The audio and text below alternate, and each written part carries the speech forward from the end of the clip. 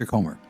Thank you, Mr. Chairman. Let me say I want to thank you for having this hearing, and I want to thank Mr. Burchett, Ms. Luna for leading this hearing. And with that, I yield my 5 minutes to Mr. Burchett.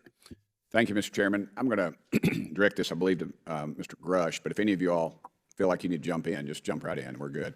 Has the U.S. government become aware of actual evidence of extraterrestrial or otherwise unexplained forms of intelligence? And if so, when do you think this first occurred? I like to use the term non-human. I don't like to denote origin. Keeps the aperture open, both scientifically. Right. Certainly, like I've discussed publicly previously, 1930s.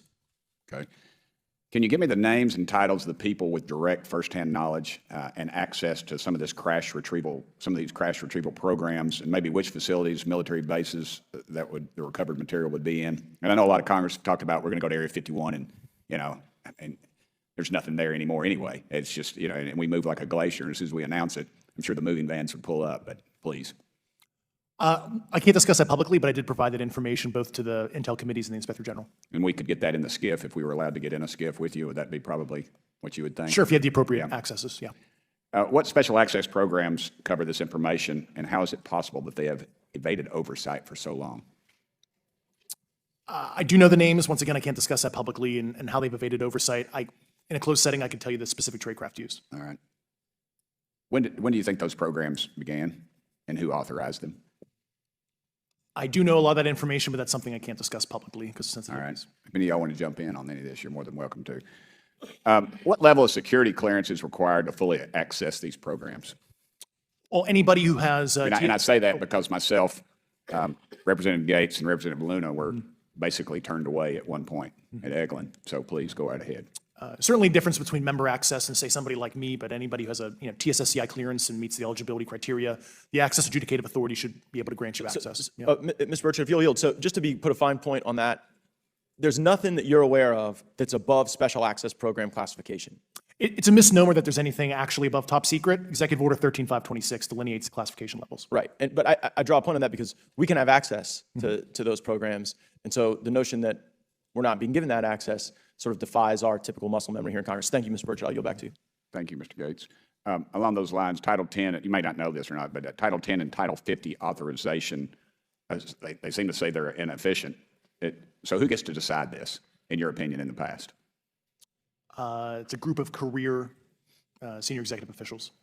Okay, are they government officials? Both in and out. Do what? Both in and out of government, and that's about as far as I can go there. Yeah. All right, well, that leads to my next question. Which private corporations are directly involved in this program? How much taxpayer money has been invested in these programs, to your knowledge? I mean, we know we audit the Pentagon every year, and I've been here 5 years, and they failed the dadgum thing every year. They lose over $1 billion a year, we think, and I was told the Department of Defense maybe 60% of their assets are unaccounted for, whatever the heck that means. In the public sector, you go to jail for that kind of crap. So tell me. Yeah, I know when I'm $1 off of my DTS travel voucher, I get hammered, but seems like it doesn't work the other way. If you sell over $600 worth of stuff on eBay now, you get a call from the IRS. So please, what corporations? Yeah, I don't know the specific metrics towards the end of your question. The specific corporations I did provide to the committees in specific divisions, and I spent 11 and a half hours with both Intel committees. So. Okay, has there been an active U.S. government disinformation campaign to deny the existence of unidentified aerial phenomena, and if so, why? I can't go beyond what I've already espoused publicly about that. Okay, I've been told to ask you what that is and how to get it in the record. What have you stated publicly in your interviews for the congressional record? If you reference my News Nation interview, and I talk about a multi-decade, campaign to disenfranchise public interest, basically. Yeah.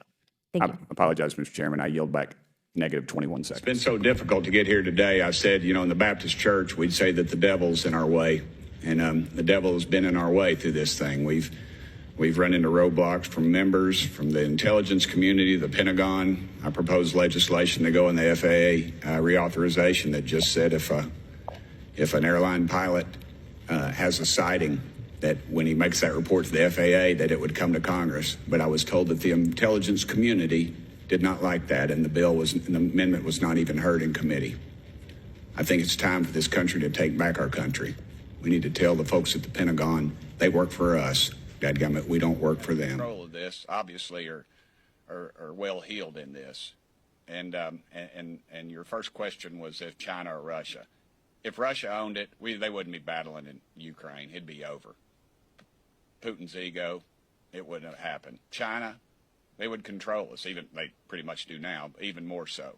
So that goes back to my original premise. It's either something that's extraterrestrial or something that we have in our skunk works that we are reverse engineering.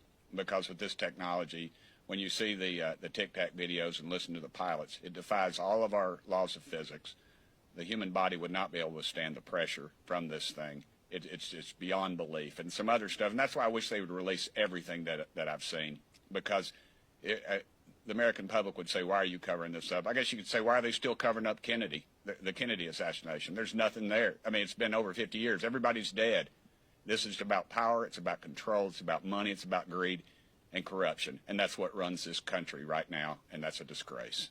You said you thought there was going to be 6 witnesses. We ended up seeing the 3 witnesses. Was there a plan to have more? Absolutely. Yeah, we had one tell us that he'd received a call from, I guess, maybe the Pentagon, and he or she decided that maybe it wasn't best that they were on there. They backed out at the end. We had one more. We just had so many roadblocks. From even the press conference, we were going to do a press conference when one of your colleagues put his microphone down. He said, they put you in a room that's under construction, and it is tiny. I said, he's in staff members block. He told us that David Grush wasn't reliable, and, it's not their position to do that. See, that is the swamp. You got somebody whispering in their ear, some contractor or some friend or somebody in Congress is compromised because they went on a trip overseas and they let their guard down and ended up getting filmed doing something they shouldn't have been doing. And that's exactly what the Russians would do. They wouldn't these honeypots, and our own people would do it just as well. They're just as dirty. This whole thing just stinks from top to bottom, Brian. Every step of the way they have fought us. Well, I just want to ask you said the Pentagon made a call. I mean, was that someone who was also a whistleblower, someone who had firsthand knowledge of something? Yeah, we thought they did. They're decorated veterans. And they want to talk. And they might want to talk. And then you get a hold of them and they say, in fact, yes, I do want to come talk. And then lo and behold, they start backing out. I'm told by reliable people I need to be careful and I don't know what I'm doing. And pretty reputable congressmen tell me they've had sightings and they've described some pretty interesting things that have happened to them. I said, you want to come talk about it? And they said, no, I want to be anonymous, but I want you to know that I'm not against you on this. Over half America thinks we're not alone. And I just can't imagine in God's great, incredible universe that we're the best that he can do. For them to show that lame video when you can find all this other that's out there. And I've talked to Navy pilots that are in there at the same time, Navy pilot, and that's the kind of people you need to have in here for testimony. That video seemed to be taken from an iPhone, from an F-18. I don't know what, an iPhone, and we've got literally, I'm sorry, I keep pointing, I'm not mad at you all. When we have video from Navy pilots, from their wing cameras, for goodness sakes. That seems Bring to those guys in here. Yeah, it Let seems to them raise the talk. question if And- they've and- got. And by telling you that they have, whistleblower protection or something, that's bogus until it's in the law. For us to just sit here and talk about it is bogus, and you really need to provide them with some sort of ability to come in here and not be persecuted and not have a blemish on their records. They kept talking about 18 cases that seemed to baffle them, and they didn't have explanations for. Would you like to see more? I sure would. Transparency. I do not fear the American public knowing what we have. I would sure as heck like them to see it. So did you learn anything today? No, ma'am. I learned that I was correct and that the cover-up will continue. And so, a little prodding, and they came forward, and they told a great story. Mr. Graves, again, I'd like to know, how do you know that these were not our aircraft?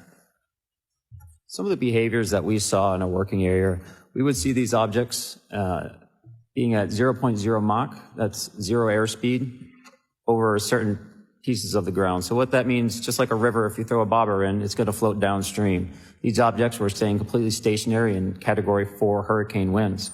These same objects would then accelerate to supersonic speeds, 1.1, 1.2 Mach, and they would do so in very erratic and quick behaviors that I don't have an explanation for. Okay. Have you spoken to commercial and military pilots that have seen these off of our East Coast? I have. Okay.